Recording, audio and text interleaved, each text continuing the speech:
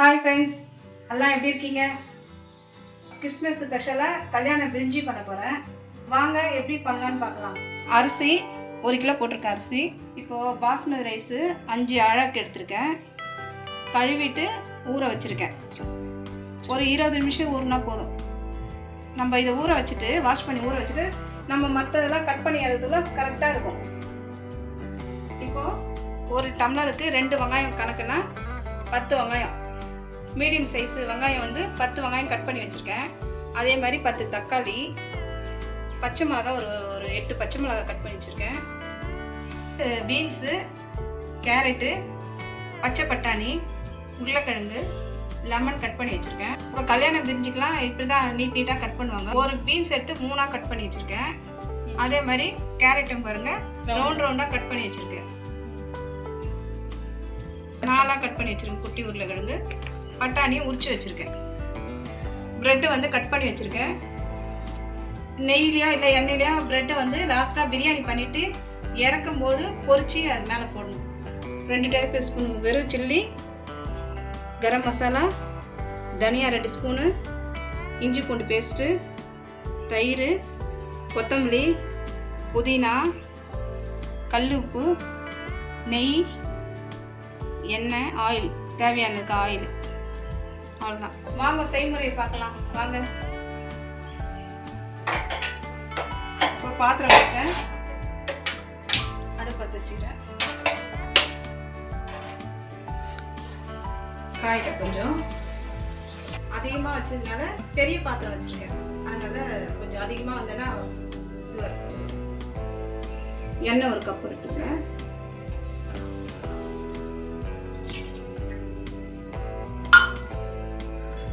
நெய், தேவையான நெய்,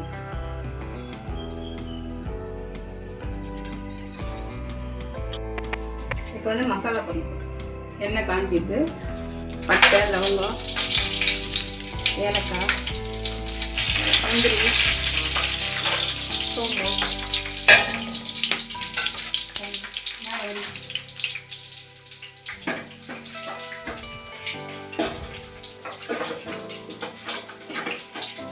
நல்லா பொரிஞ்சிடுச்சு. இப்போ வெங்காயம் போட்டுக்கலாம்.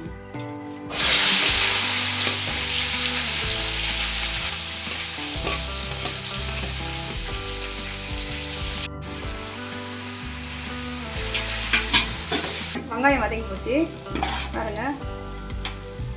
வெங்காயம் வதங்கிடுச்சு. இப்போ இஞ்சி பூண்டு பேஸ்ட் போடுங்க. இப்போ வெங்காயம் நல்லா வதக்கணும். இப்போ இஞ்சி பூண்டு பேஸ்ட்டு போட்டுருக்கேன். நல்லா வதங்கணும். அந்த பச்சை வாசனை நல்லா போனால் நல்லா அந்த ஃப்ளேவர் நல்லா நமக்கு கிடைக்கும். இப்போ நல்லா இஞ்சி பூண்டு பேஸ்ட்டு போட்டுறதுனால நல்லா வதங்கணும்.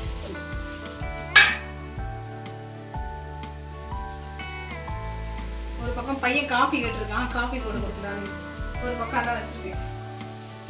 இப்போ தக்காளி போடலாம். இஞ்சி பூண்டு வெங்காயம் நல்லா வதங்கி போச்சு. பாருங்க நல்லா வதங்கி போச்சு. இப்போ இந்த ஸ்டேஜில் தக்காளி போடலாம்.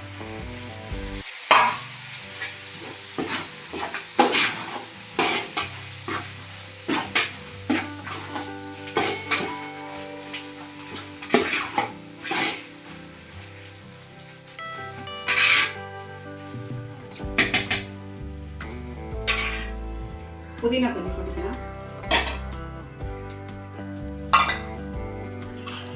கொஞ்சம் கொத்தமல்லி,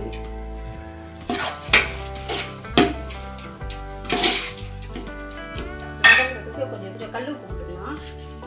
தக்காளி நல்லா கொஞ்சம் வதங்கி கொஞ்சம் இப்போதைக்கு போடுறோம்.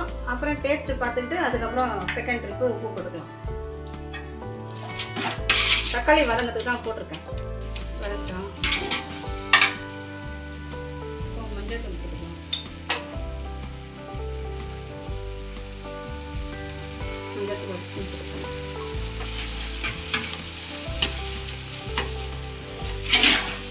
இப்போ தேவையான மசாலா போட்டுக்கலாம்.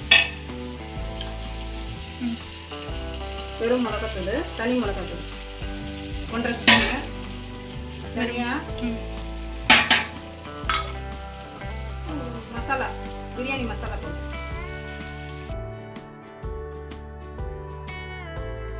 வீட்டையே அரைச்ச பிரியாணி மசாலா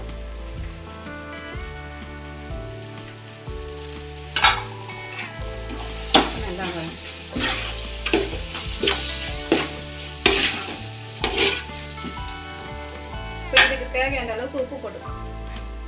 இதுக்கு தேவையான அளவுக்கு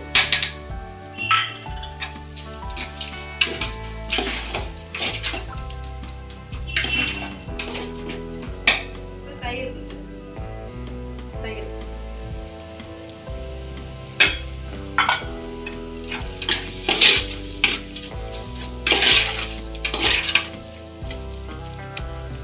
காயெல்லாம் போட்டு கேரட்டு, பட்டாணி, பீன்ஸு, உருளைக்கிழங்கு.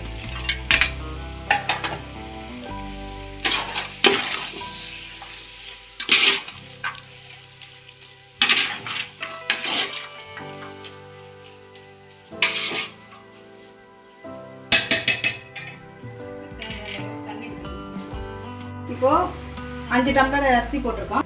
இதுக்கு அதுக்கு தேவையான தண்ணி 1 2 3 4 5 6 7. 1க்கு 1 நல்லா அரிசி ஊறி போச்சுன்னா 1 டம்ளருக்கு 1.5 டம்ளர் தண்ணி வச்சா போதும். ஏன்னா சிலது குழஞ்சி போயிடும். அதுக்கோசரம் குழஞ்சி போச்சுன்னா இதுவாக இருக்கும். பல உதிரியாக வரணும்னா 1க்கு 1.5 தண்ணி வச்சா போதும். இப்போ காயெல்லாம் நல்லா வேகட்டும். காயெல்லாம் வேகத்துக்குள்ள பச்சடி ரெடி பண்ணிக்கலாம். தயிர் எடுத்து வச்சுருக்கேன், அது கூட சால்ட்டு போட்டுக்கிட்டேன். இப்போ இது பாருங்க, துருவி வச்சுருக்கேன் வெள்ளரிக்காய், வெங்காயம் ஸ்லைஸாக, வெங்காயம் பாருங்கள் நல்லா ஸ்லைஸாக கட் பண்ணி வச்சுருக்கேன் பாருங்கள். பச்சை மிளகா, ஒரே ஒரு பச்சை மிளகா நைஸாக கட் பண்ணி வச்சுக்கிது, கேரட்டு துருவி வச்சுருக்க கேரட்டு, கொத்தமல்லி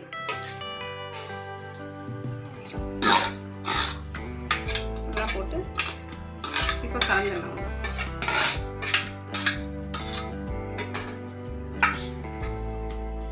நல்லா போட்டாச்சு. இப்போ கலந்து வச்சுருந்தேன்.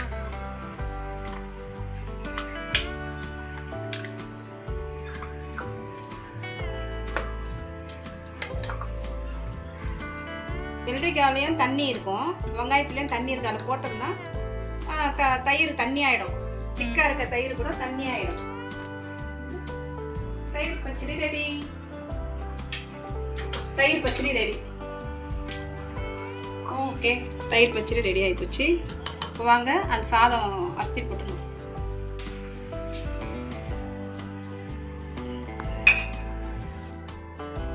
இப்போ கொதிக்குது.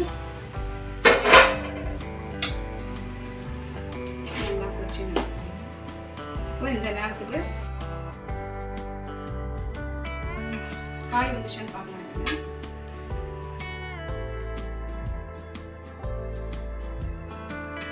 இப்போ பாதி கொஞ்சம் வெந்து போச்சு, கால்வாசி. இப்போ நம்ம அரிசி போட்டு டம்மில் வச்சோன்னா ஃபுல்லாகவே வெந்து போயிடும் காயெல்லாம். இப்போ அரிசி போட்டுக்கலாம்.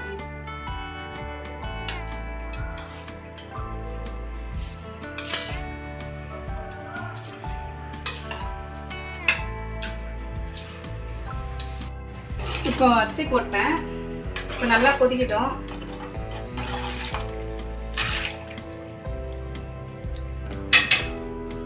நல்லா கொதிச்ச பிறகு தம் போட்டுக்கலாம்.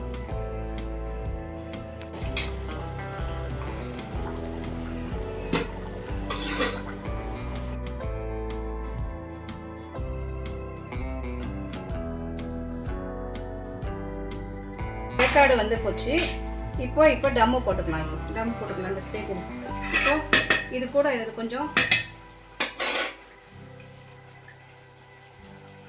லெமன் விட்டுக்கிறேன், லெமன் புழிஞ்சிக்கிறேன். ஒரு லெமனு, கொஞ்சம் புதினா, கொத்தமல்லி,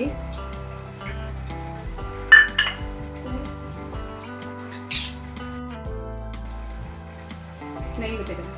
ஒரு ஸ்பூன் நெய் விட்டு போதும்.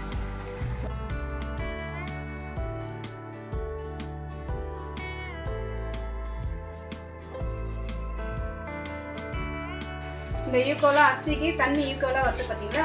அப்போ டம்மு போட்டுக்கலாம். இப்போ டம் போட போகிறோம். சிம்மில் வச்சு தான் போட போகிறேன். டம் வந்து சிம்மில் அப்படியே வச்சுருங்க. தோசைக்கல்லோ வேறு கறி முட்டையெல்லாம் கிடையாது. சிம்மில் வச்சுருவேன். அடுப்பை போட்டுக்கிறேன் பாருங்கள். இப்போது சிம்மில் வச்சுக்கிறேன். ஒரு 10 நிமிஷம் இருந்தால் போதும் சிம்மில். இந்த தட்டு வந்து தக்கையாக இருக்குது. இது வந்து இந்த கோழிக்கல் எடுத்து இது மேலே வச்சிடும். கொஞ்சம் வெயிட்டு தாங்கும். இப்போ ஆவிலாம் வெளியே போகும்போது உள்ளே டம்முலே இருக்கும். இப்போ 10 நிமிஷம் ஆகிடுது. இப்போ எடுக்க பாருங்க.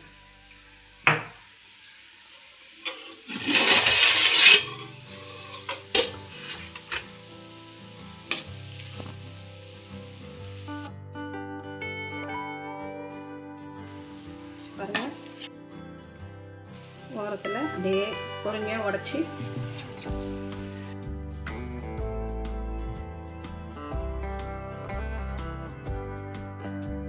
பொல பொலன்னு நல்லா அரிசி பொல பொலன்னு இருக்கு நல்லா.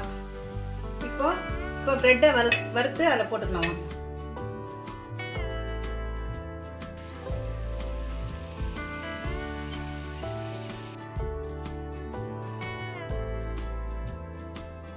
ஆறிச்சுன்னா பல பலன்னு நல்லா தனித்தனியாக வந்துடும் அரிசி. ப்ரெட்டு போடுறேன், பொரிச்சு எடுத்துக்கிறேன் பாருங்க.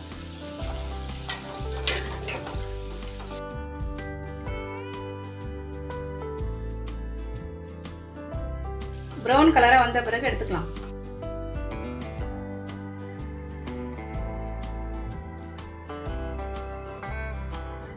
பாருங்க வந்துடுச்சு. இப்போ எடுத்துக்கலாம்.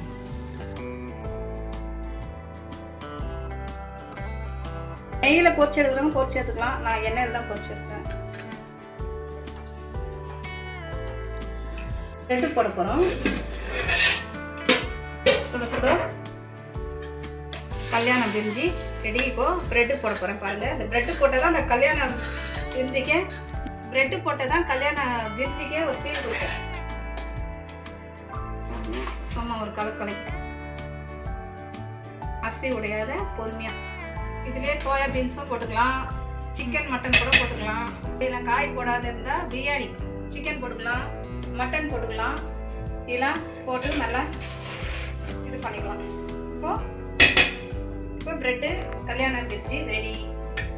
வாங்க சாப்பிட்லாம்.